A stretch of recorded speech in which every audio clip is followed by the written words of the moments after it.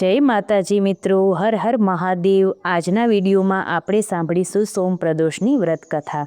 પ્રાચીન સમયની વાત છે। એક ગામમાં એક બ્રાહ્મણી રહેતી હતી। તેના પતિનો સ્વર્ગવાસ થઈ ગયો હતો। તેને કોઈ આશરો ન હતો।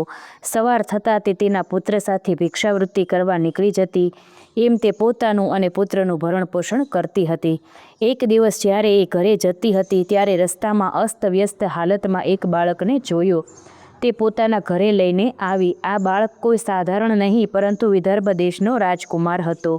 બીજા રાજાઓએ આક્રમણ કરી તેના પિતા પાસેથી રાજ્ય લઈ લીધું હતું અને તેમને મારી નાખ્યા હતા।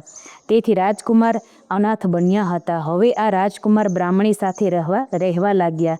એક દિવસ અંશુમતી નામની ગંધર્વ કન્યા સાથે તેનો મિલાપ થાય છે અને રાજકુમારી તેના પર મોહિત થાય છે। બીજા દિવસે પોતાના માતા પિતાને લઈ ત્યાં તે આવે છે અને રાજકુમારને મળે છે। યક્ષરાજને પણ આ રાજકુમાર ગમી જાય છે। પછી થોડાક સમય પછી મહાદેવે યક્ષરાજને આદેશ કરે છે કે તારી દીકરીના લગ્ન તું રાજકુમાર સાથે કરી દે। બંનેના લગ્ન થાય છે। બ્રાહ્મણી અને રાજકુમારની માતા બંને સોમપ્રદોષનું વ્રત કરતા હતા। વ્રતના પ્રભાવથી યક્ષરાજની સેનાના લીધે રાજકુમારને તેનું રાજ્ય પાછું મળે છે। તે રાજકુમાર છે તે તેનો નાનો ભાઈ એટલે કે બ્રાહ્મણીનો પુત્ર છે તેને પ્રધાનમંત્રી બનાવે છે અને બ્રાહ્મણીને રાજમાતાનું બિરુદ અપાવે છે।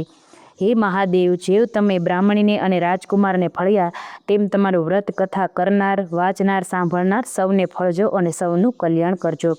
વિડીયો ગમ્યો હોય તો લાઇક, શેર ને સબસ્ક્રાઈબ કરજો। કોમેન્ટમાં ઓમ નમઃ શિવાય જરૂરથી લખજો। જય માતાજી।